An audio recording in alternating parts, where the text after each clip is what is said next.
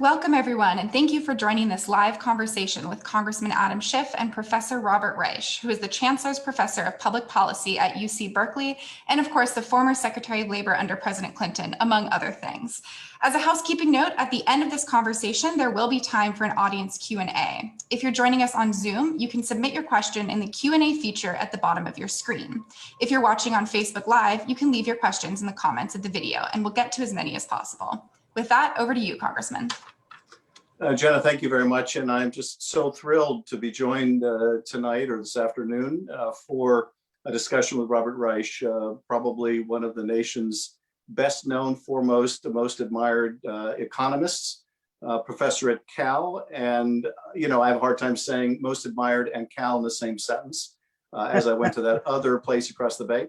I think you're prejudiced. But I really think that Professor Reich has been prophetic in talking about for decades now this incredible and destructive trend towards a growing and yawning gap between rich and poor in this country. He has been, sounding the alarm for years. I think if we had paid greater attention to what he has said and written, and he's written now 18 books, then our nation would be in a much better economic footing and frankly, far more prosperous. So I'm very much looking forward to the discussion today. And Robert, if I call you that, I want to thank you again so much for joining me. Well, thank you. May I call you Adam? Please. Okay.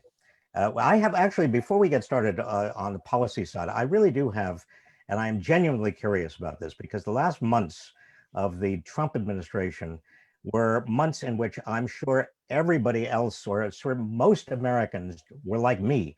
We were just hanging on by a thread in terms of anxiety and worry and outrage. And you were right in the middle of it. I just wanted, when you woke up in the morning and you were doing that investigation and the impeachment, I mean, were you filled with a kind of dread or a sense of doom or gloom, or what was the first waking moment of these days like for you?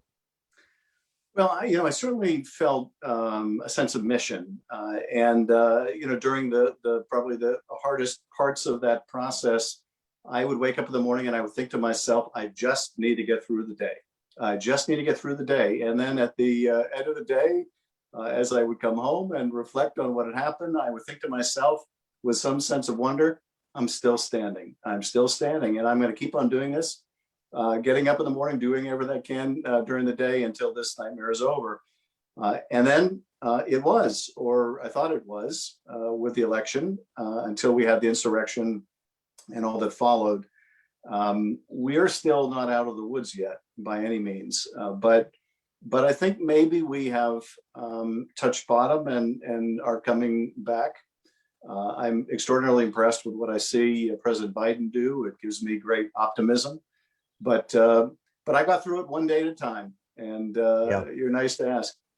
Well, it's just, having been a government official, Secretary of Labor, I've had experiences where I've had hard days. And at the end of the day, I would say, I can't believe I got through this. But to have hard months and hard years is something, and to be in the middle of the action, it really requires a degree of fiber that I'm certainly glad you had. And thank you for that. And thank you for your continuing service.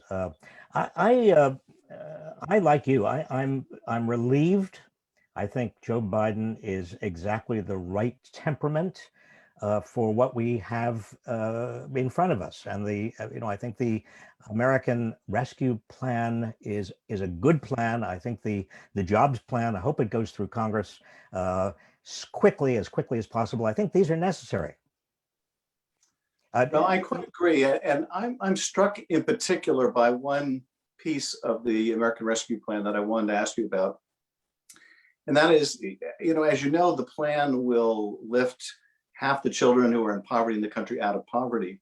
And what I found so striking about that is that's largely because of a single provision in the bill, which makes the child tax credit more generous in taking that tax credit from $1,000 or $1,500 to $3,000 or $3,600. That step alone could have such a profound effect on child poverty is remarkable to me. And what it says to me is that that poverty is a choice that we're making. That is, how much poverty are we willing to accept as a country? And I know this has been so much a focus of yours. I'd love to ask you about that, about what more we can do. It doesn't seem, if that one provision can have such an important effect, like it's rocket science. What will it take to lift people out of poverty in this country? Well, it's interesting. What it takes to lift people out of poverty is money. This is not rocket science, as you just said. This is actually practical. We have had a bias in this country for at least since Reagan, that you don't want to give people money because that will invite them to slough off, that will discourage them from working. The reality is that most people want jobs. Most people want to work. They don't want to be just couch potatoes. Most people actually want the structure and meaning and responsibility and dignity that comes with work. But you have people, for a variety of reasons, who either cannot work, cannot get a job. In this pandemic, it's obvious why. But even in a normal economy, you've got a number of people, millions of people who simply cannot find work. And we've got to go back to what was a tradition in this country starting in 1935, when we said, look, children and families with children deserve a certain amount of money to keep themselves afloat, even if they cannot work. We cannot go on tying work to every bit of public assistance we have. And that's why I think this American Rescue Plan really is a very important turning point in terms of reimagining and reconnecting with that older tradition in America. You mentioned 1935, and I'd be interested in your thoughts on what's different now than in 1935. People have observed that with the American Rescue Plan and now the big infrastructure and transportation plan, that Biden is kind of modeling himself knowingly or unknowingly like FDR. How much of what he is proposing reminds you of Roosevelt? How much are the circumstances different or the same? And what can you tell us about the trends since that period that have resulted in this income and wealth gap? Well, here's what's similar. In the 1930s and the Great Depression, 1 out of 4 families were without a breadwinner, which meant that you had people in a state of real desperation. People waiting in food lines, such as you've had during the pandemic. You have people who today, because of the pandemic, were reminded that they are only 1 paycheck or 2 paychecks away from poverty. They were reminded of that again, or before that, during the Great Depression. So Franklin D. Roosevelt had a public that was willing and eager to find new ideas, to try new things, to do whatever was necessary to get out of the worst depression the country had suffered up to that point. Now, the big difference today is that we have a very deep cynicism about government, and we also have a political party called the Republican Party that has become a kind of a, what do you want to call it?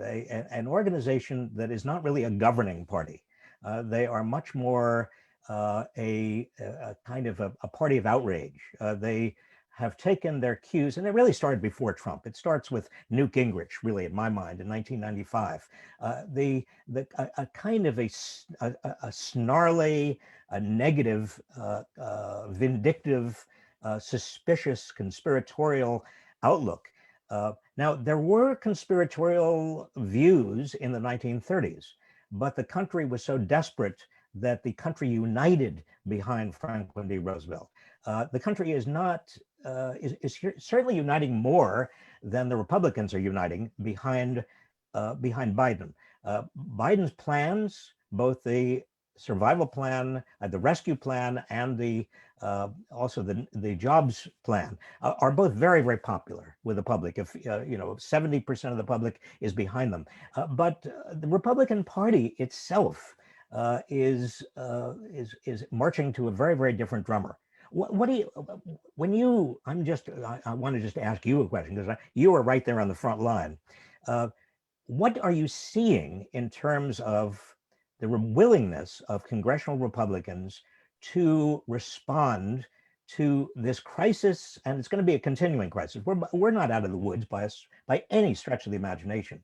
Are Republicans listening to their constituents? Well, it's a really good question. And, one of the things that fascinates me is, as you say, these plans of President Biden are very popular in the nation, and including popular among a lot of Republican mayors, Republican governors, and certainly a lot of Republican voters.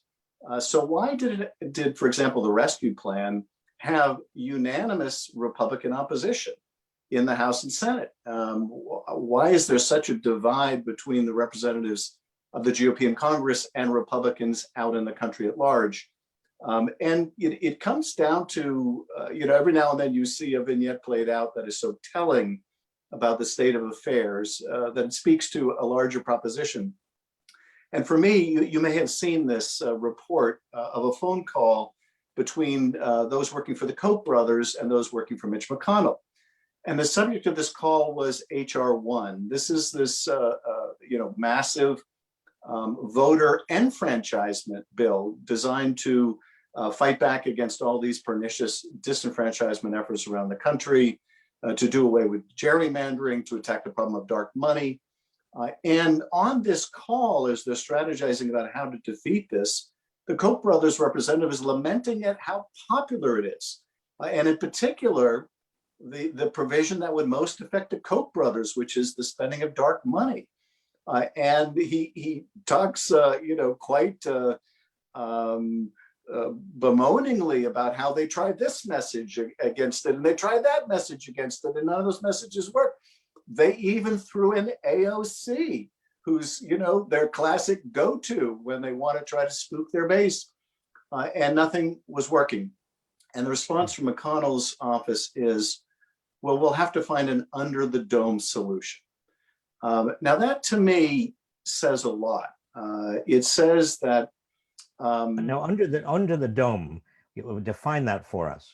Well, meaning under the Capitol dome, meaning outside of the public view, meaning using the inside game. If we can't beat, this popular proposition in the open, if we can't defeat it with argumentation, if we don't have the better side of the argument, then we need to find ways within the process to defeat it. And of course, the filibuster is one of the paramount weapons that McConnell has. There are other weapons as well that help him disguise the votes that his members cast. But at the end of the day, it comes down to the filibuster. And I have to hope and pray for the sake of our country that at least in as far as voting rights are concerned, that the filibuster is amended to exclude that category of legislation. But I think it should be done away with altogether. I would much rather see a situation where the governing party can govern, and if they go too far, then they lose their power, and the other party has a chance to govern, than have just stagnation. But if it only means changing the filibuster on one issue, I would say make it the foundational issue of all, which is voting rights. I agree with you on that. I guess the question is one of timing. In other words, if you were Joe Biden and you had a huge table of things you wanted to get done, would you, obviously you're going to start with COVID relief, including unemployment in checks and everything else that people need. And that's the $1.9 trillion American rescue plan. And then you want to do whatever you can in terms of building jobs and infrastructure, and as wide as you can define infrastructure. And that's the $2 trillion bill that's going through, and it's going through on reconciliation. So it doesn't need to worry about getting 60 votes. But maybe then you say to yourself, I have enough sort of a wind at my back.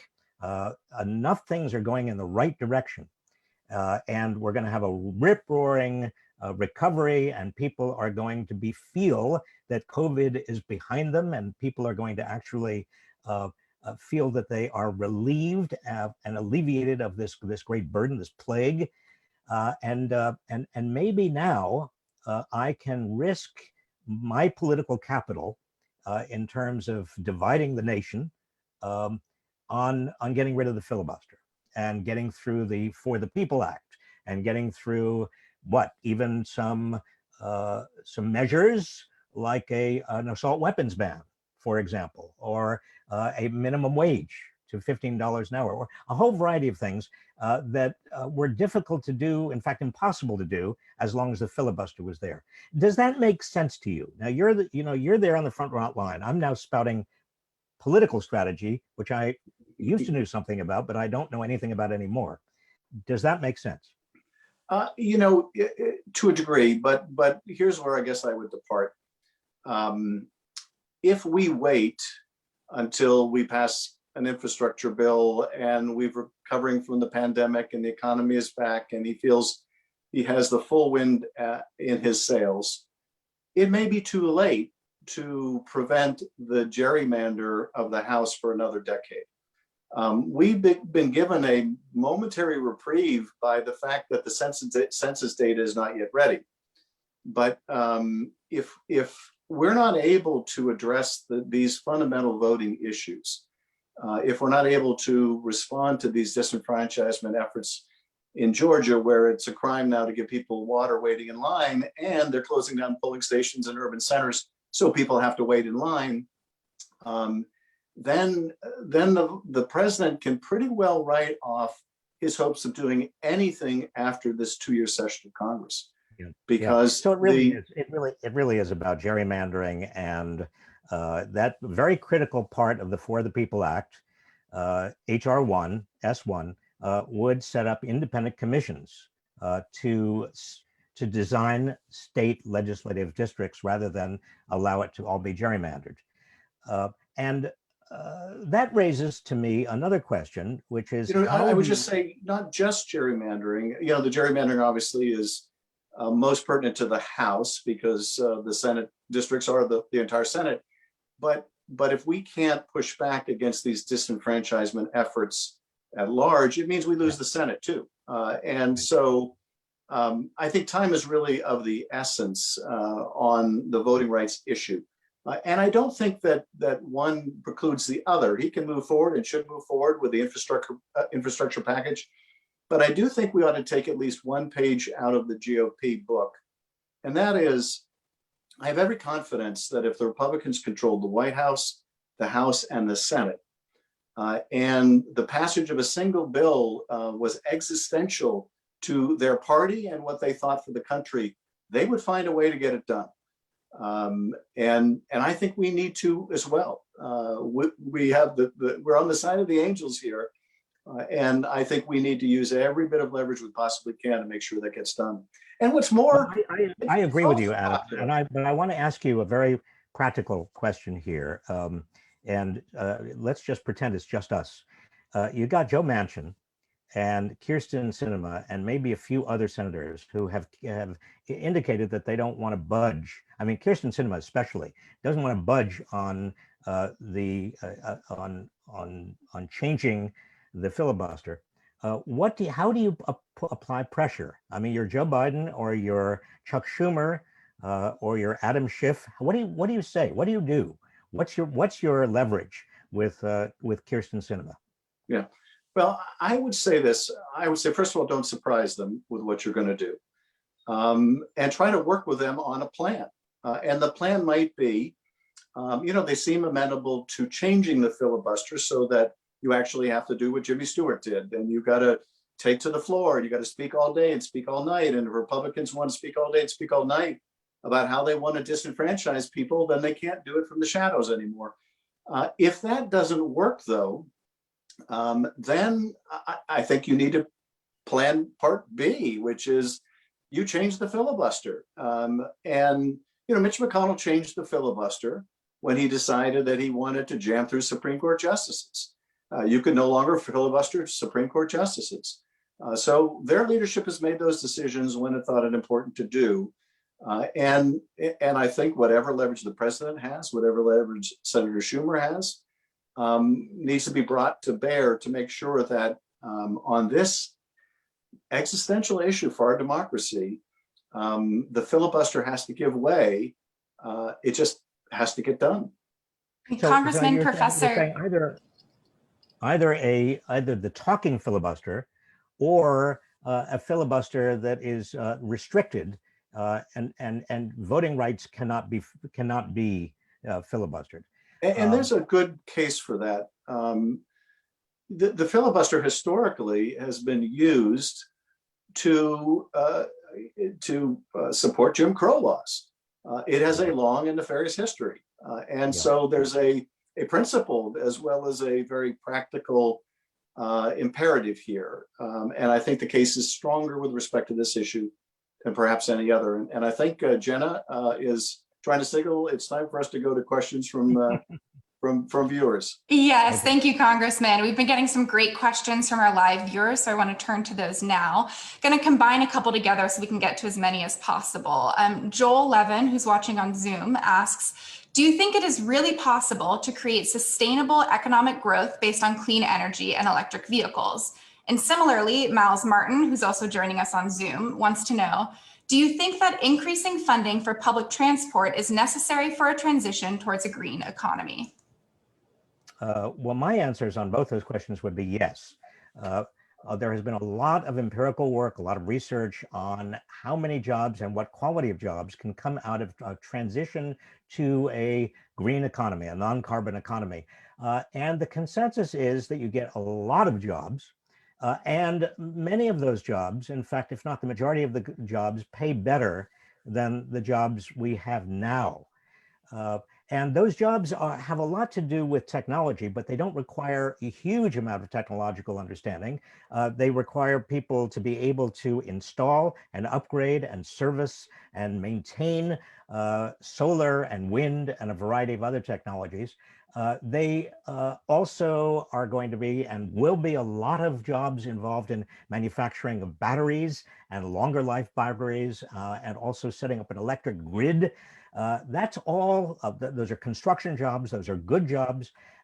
I think that what we know about the American economy is that the old jobs, the old fossil fuel jobs, the old pipeline jobs, many of the older jobs are actually already obsolete and are already causing a lot of people to either lose their jobs or are generating fewer and fewer jobs. So it's necessary. Even if we didn't have to do this because of the future of the planet, we would have to move technologically to a higher value added economy. I completely agree. And I would only add that we were, economically tremendously the beneficiary of the telecommunications revolution because we led much of that revolution.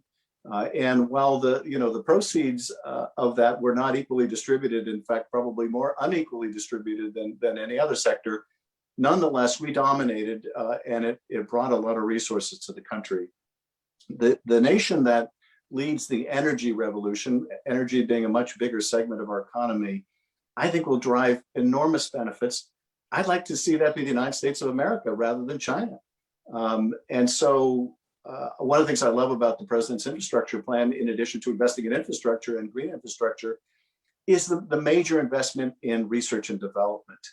One of the trends that I think has been so destructive of our economy is this insane drive for the next quarterly profits. That really doesn't incentivize corporations to make major investments in R&D anymore. And we're competing with nations like China that are making major investments in R&D. So I love the fact that we will be investing in the human talent, in higher education, but also in these new technologies that can really power ourselves, power the world, and at the same time deal with climate. Absolutely. Jenna, I know you have other questions, but let me just add one other small bit. And that is that if you look back in the 1950s and ask yourself what portion of the American economy was devoted to infrastructure, research and development, and education, all major public investments, you find a higher proportion of the economy of the 1950s and early 1960s than today. And what the president's infrastructure plan does is it starts moving us back to the level of public investment we had in the 1950s, which generated huge, huge productivity gains. Thank you. Our next question comes from Marianne Newman, who's also joining us on Zoom. Marianne says, I support funding for caregivers for disabled and the elderly. Can you please explain why this is vital to recovery? Well, I can take a crack at that. What we know is that the caregiving economy is growing faster than almost any other part of the economy. The problem is that we've got people who are paid very, very little. Some of them are not trained, particularly in the ways that they could be and should be. And we have a baby boom generation and a large disabled population, all of whom desperately need all of this caregiving. And we have an awful lot of, let's face it, women who are primarily given the responsibility because of gender dynamics and stereotypes for a lot of the caregiving who would otherwise be and can be enormously productive, but they need help. So this, again, to me, is part of the human infrastructure of the economy. Yeah, I completely agree. And I think it's one of those investments that serves uniquely two mutually beneficial results. And that is, it improves the quality of the care for those being cared for, but also raises the standard of living for the caregiver. In the same way that we were talking about how the rescue plan lifts children out of poverty with the simple device of making more generous the child tax deduction, improving our investment in caregivers lifts a lot of those caregivers out of poverty and results in better care for those under their charge. So in that respect, it is a wonderful multiplier for our economy and for our health. Thank you both. And this will probably have to be our last question today. We've gotten several on this topic, so I'm going to combine a few to get to more. Darcel, who's watching on Facebook, asks, will the tax increase on corporations be enough to offset the cost of the rescue plan?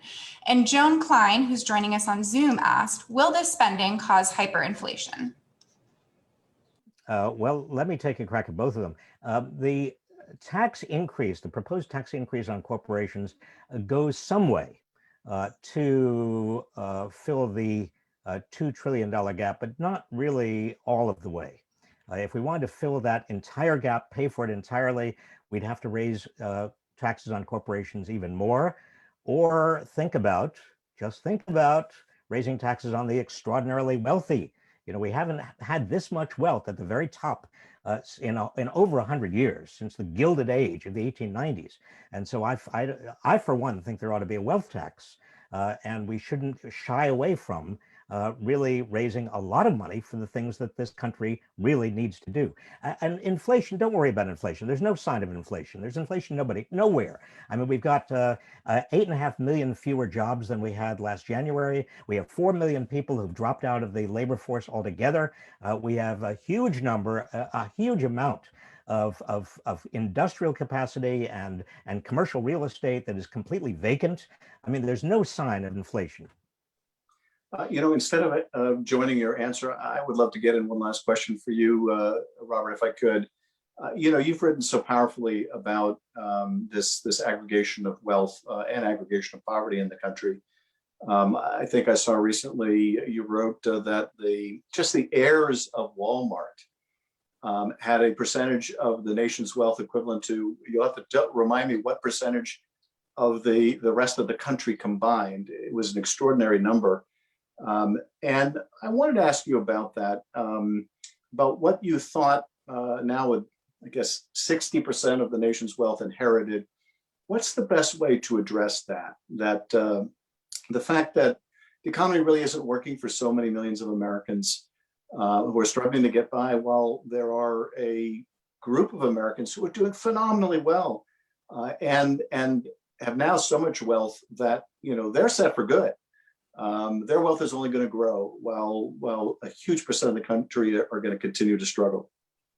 Well, the answer is you repeal the Trump tax break for corporations and the wealthy. You have Elizabeth Warren's, Bernie Sanders' wealth tax. You impose that again on the super wealthy. You also have a stepped up basis of death. Right now, if you are super wealthy, you can pass on to your heirs all of your assets and escape all capital gains, and they escape all capital gains. In fact, you can have basically huge amounts of fortunes, aristocratic fortunes of a sort that we used to see in Europe in the 19th century, pass from generation to generation and not ever pay a dime of capital gains taxes, even though the fortune keeps on growing. So I would definitely consider stepped up basis at death, and then also get rid of some of the loopholes. I mean, we talk, everybody talks about loopholes that exist. The loophole for example, carried interest that is of enormous benefit to hedge funds and to the managers of private equity. Get rid of that. Why do we need that? That's a huge loss of revenue, and that just rewards people who don't need it and shouldn't get it. Well, Professor, I want to thank you for all of your brilliance, your insights, for all of your advocacy over the years, and also for joining us tonight. It's been a real pleasure. Well, Congressman, Chairman, Adam, thank you for inviting me. Well, thanks, everybody. Have a wonderful day, and I look forward to catching up with you again soon.